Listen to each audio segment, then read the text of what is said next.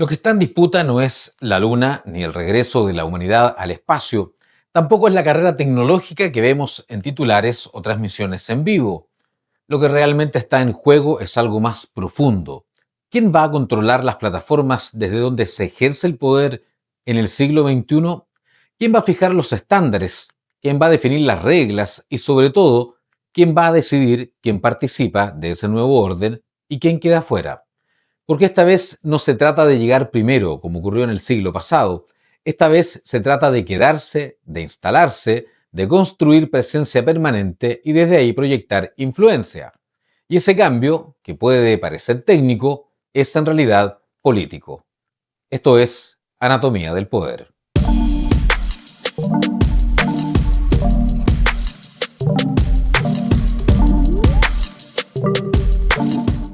Durante décadas, la carrera espacial fue narrada como una competencia épica entre dos superpotencias enfrentadas ideológicamente. Estados Unidos y la Unión Soviética no solo disputaban tecnología, disputaban modelos de sociedad. El lanzamiento del Sputnik en 1957 marcó un golpe simbólico que alteró el equilibrio psicológico de la Guerra Fría. El vuelo de Yuri Gagarin en 1961 reforzó esta sensación de ventaja soviética y la llegada del Apolo 11 a la Luna en 1969 permitió por fin a Estados Unidos revertir esa narrativa e instalar una imagen de liderazgo global. Por lo que muchas veces se omite es que aquella carrera espacial de la Guerra Fría tenía una lógica clara y acotada. Era una competencia por demostrar superioridad, donde el objeto era alcanzar primero un hito visible y simbólico. El poder se expresaba en la conquista del logro, no en la ocupación del espacio. Hoy ese paradigma cambió.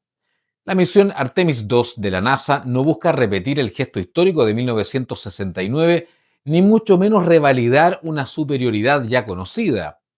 Su objetivo es establecer condiciones para una presencia sostenida en la Luna, construir una arquitectura de largo plazo que integre aliados internacionales y consolidar un ecosistema donde la tecnología, la logística y la infraestructura queden bajo una órbita de influencia definida.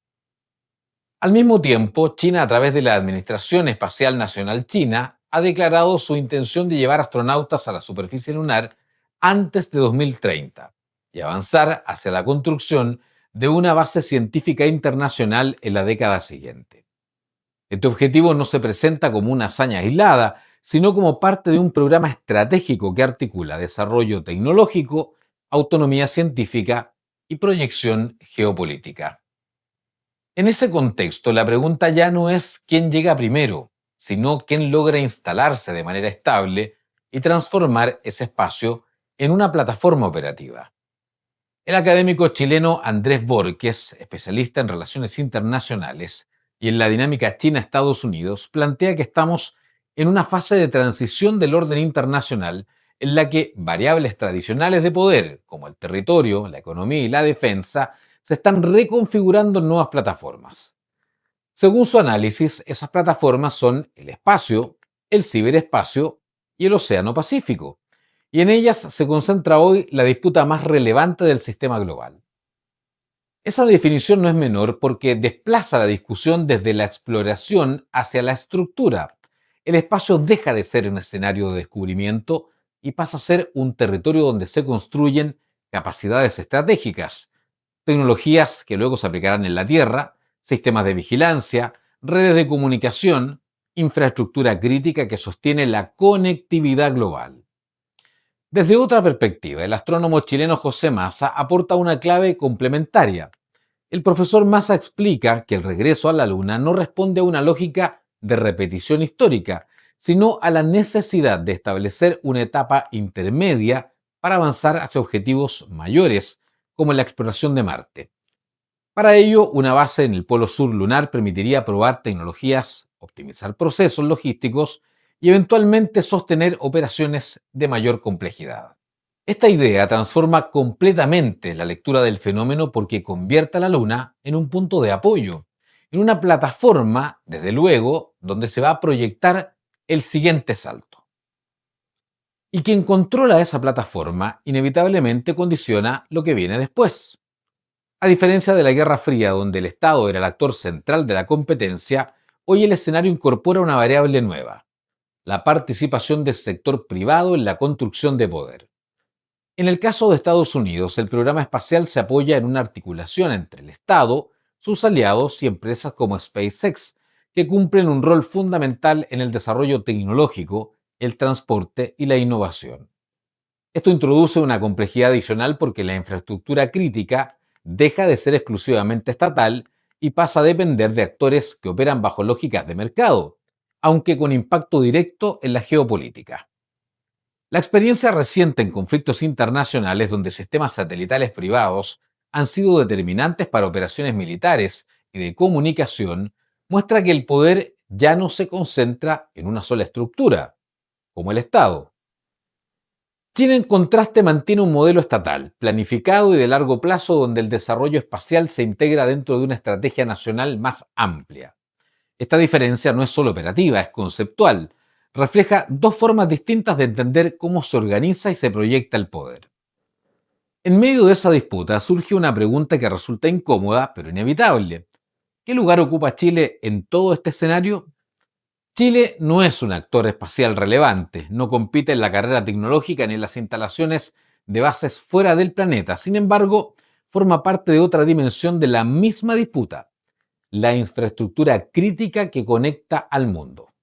Y ahí vamos con algo que seguramente ya ha escuchado y le parece familiar: cables submarinos, puertos, redes digitales y flujos de datos sitúan al país en una posición estratégica dentro del Pacífico, una de las plataformas identificadas como centrales en la reconfiguración del poder global. Y sin embargo, lo que se observa es una ausencia de definición clara. No existe una doctrina consolidada que articule estos elementos dentro de una estrategia de largo plazo en el país, ni menos una comprensión extendida de cómo esta decisión se conectan con el escenario internacional. Esa falta de definición tiene consecuencias, porque en geopolítica no decidir es también una forma de decidir. Es aceptar de manera implícita que otros vengan y establezcan las reglas y que el margen de acción propio se reduzca solamente a la adaptación. Mientras las grandes potencias construyen infraestructura, fijan estándares y proyectan influencia, los países que no logran leer el escenario terminan operando dentro de marcos que no terminaron por diseñar. La carrera espacial, vista desde esta perspectiva, deja de ser un espectáculo tecnológico y se convierte en una señal de algo más profundo. No es la Luna lo que está en disputa, sino el control de las plataformas desde donde se organiza el poder en las próximas décadas. Y esa disputa no ocurre en un solo lugar ni en un solo plano, sino una red de espacios interconectados que incluyen el territorio, la tecnología y la información. Por eso la pregunta final no es si la humanidad volverá a la Luna ni cuándo llegará a Marte. La pregunta es: ¿quién va a definir las condiciones de ese proceso? ¿Quién va a controlar la infraestructura que lo hace posible? ¿Y qué países tendrán la capacidad de incidir en estas decisiones? Y en ese contexto la pregunta más incómoda es otra: si Chile está en condiciones de entender este escenario o seguirá observando como un fenómeno lejano, sin advertir que sus efectos ya están presentes en decisiones que se toman hoy en este mismo territorio. Esto fue Anatomía del Poder.